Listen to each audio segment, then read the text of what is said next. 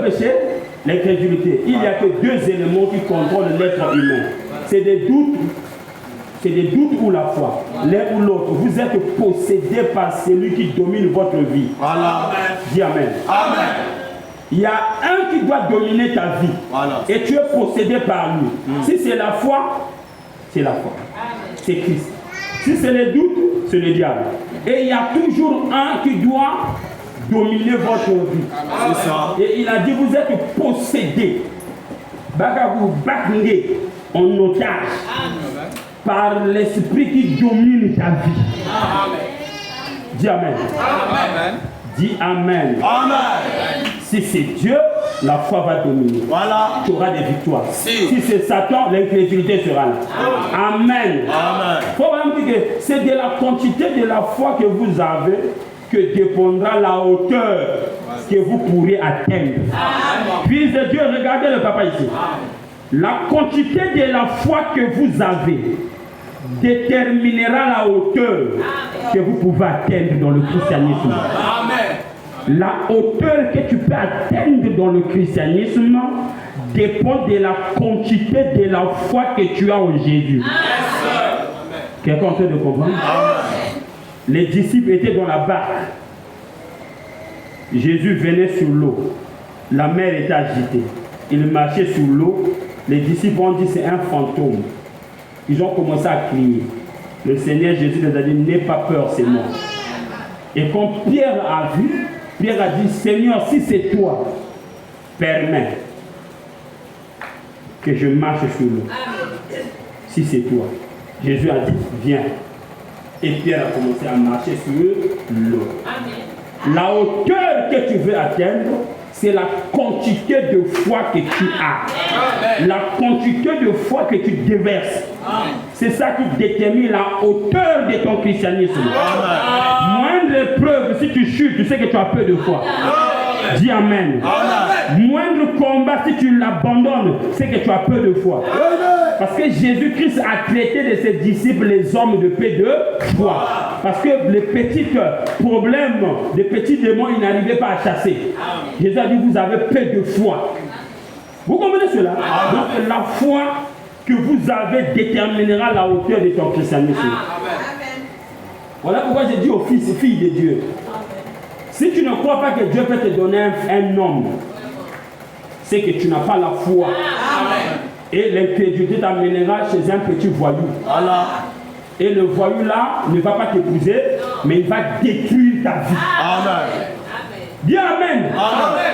Il faut croire que Dieu est capable pour que tu atteignes les hauteurs. Parce que les hauteurs que tu atteindras dépendront de la foi que tu as. Dis Amen. Amen. Amen. Voilà. On peut avancer? Si. Mais premièrement, il doit avoir la foi. Laissez-moi m'arrêter sur ce fondement un instant. Eh bien, la foi, c'est ce que vous devez croire. C'est pas ça? Amen. La foi, et c'est bon. La foi. Ainsi, ça c'est maintenant la brochure, la foi parfaite, paragraphe 19. Écoutez. Ainsi, la foi est basée sur le pardon. On peut continuer? La foi est basée sur le pardon. Parce que le début du christianisme, c'est le pardon. Amen. On ne peut pas commencer sans le pardon. La foi là est basée sur le pardon. Pour que Dieu agrée ta foi, il faut qu'il te pardonne pour tes péchés. Amen. Et toi aussi, pour que tu fasses des progrès, il faut que tu apprends à pardonner les autres, leurs offenses contre toi. Donc la foi donc est basée sur le pardon. Dis Amen.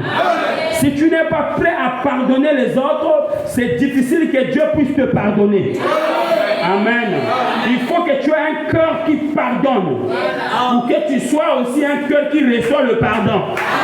Amen. Si tu as enfoncé quelqu'un, demande pardon. Mais si quelqu'un t'a enfoncé aussi, va le voir. Et t'ont disposé aussi de lui pardonner. Dis Amen. N'attends pas que la personne vienne.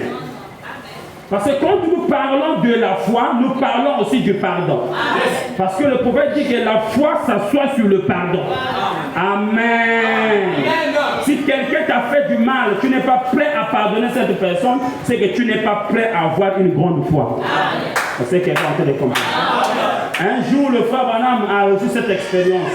À l'église, pendant qu'il prêchait, il y avait un jeune couple qui s'embrassait derrière là-bas. Et pendant que le jeune couple s'embrassait, et le frère Branham a remarqué que ça commençait à faire le remis-ménage. Il a parlé à ce jeune couple, ne faites pas ce que vous faites. Le jeune homme là continue à embrasser la femme là, la petite là. Le frère Branham dit, jeune homme, ne fais pas ce que tu fais. Si vous voulez faire ce désordre là, allez-y faire ça ailleurs. Ici c'est la maison de Dieu, ne faites pas ça. Il continue à s'embrasser et automatiquement l'ange descend.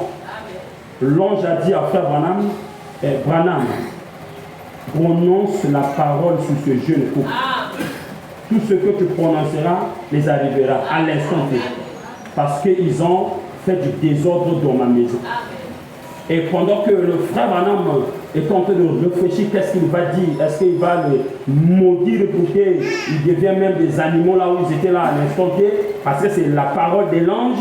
Et le frère Branham dit, je réfléchis, qu'est-ce que je devais dire?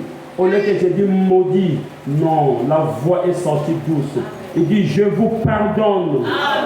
Je vous pardonne. Je vous pardonne. Le frère Branham dit, dès que j'ai dit, je vous pardonne, la voix m'a parlé. Amen.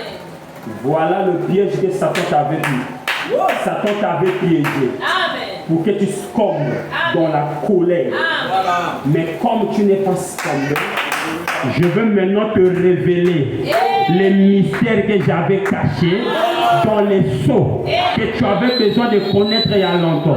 Comme tu es prêt à pardonner quel acte, je te révèle maintenant les mystères. Dis Amen.